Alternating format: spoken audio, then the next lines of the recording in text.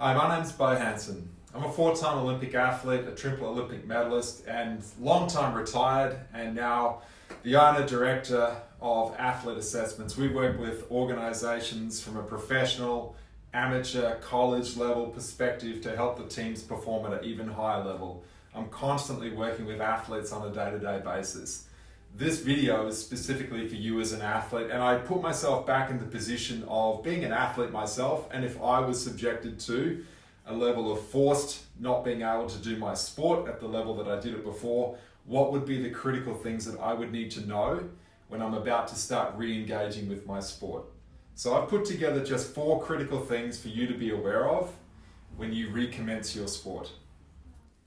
The number one thing that I would be focusing on is when you're starting your sport again, whether you're a rower or a gymnast or a tennis player, whatever your challenges have been about not being able to do your sport, my number one concern would be my sense of touch and feel.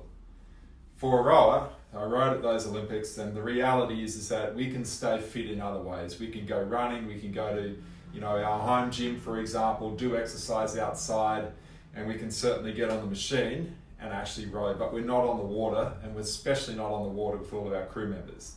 And so there's that initial sense of, I'm going to lose my sense of connection and touch and feel for the actual water, the dynamic that represents.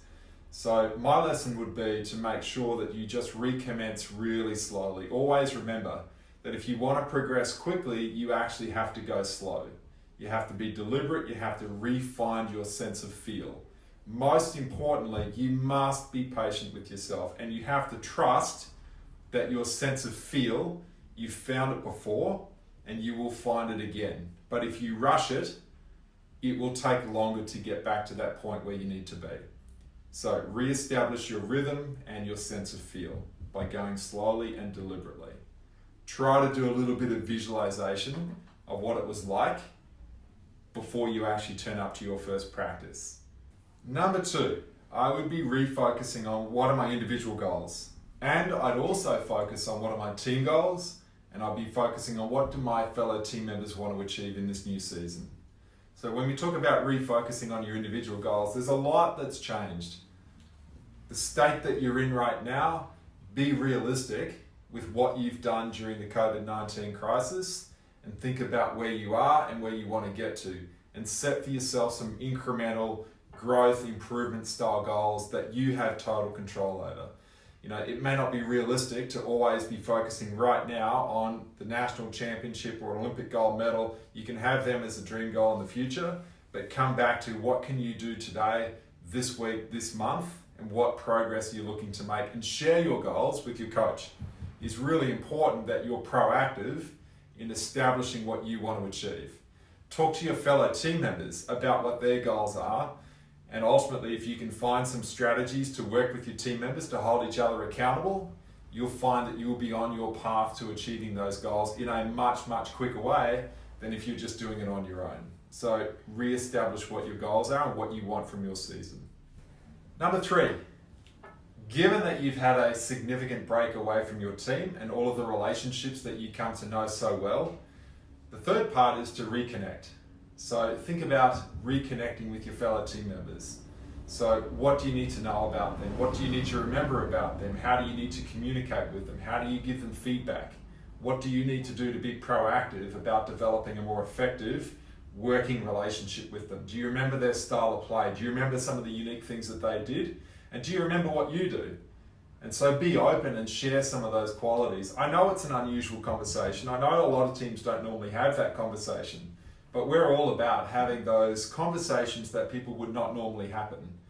Okay, because ultimately your challenge is to try to fast track and get back up to speed as quickly as possible on your connections with your team members. And if you can do that better than every other team that's been through this crisis, then you will get a competitive advantage out of it. So re-establish your connections. Number 4, and the last one, I would be focused on reconnecting with my coach. And that's really important. I know you've been through your own struggle in regards to not being able to do your sport, having often, if you're a student athlete, your university life be completely different to what it was before. It's also going to be a little different now as well. your coaches, we work with a lot of them, have been through just as traumatic an experience as what you have. And show a little bit of empathy, all right? Talk to your coaches about the experiences that they've had. Talk to them about what they may have learnt out of this. And also share with them your experiences. Showing some empathy towards each other is the quickest way to re-establish a genuine and truly lasting connection. And relationships in all of our teams that we work with are a performance factor. So show some empathy, be patient with each other, and reconnect with your coach. So hopefully those 4 simple strategies will help you get back on track quicker, will help you reconnect, will help you be feeling more like part of your team, and will help get all of you on the same page together. It's my hope that you love the fact that you're back able to play your sport. I think if there's one thing that the whole COVID-19 crisis is teaching us still, is how fortunate we are to have an outlet like sport. And so that gives us some unique perspective.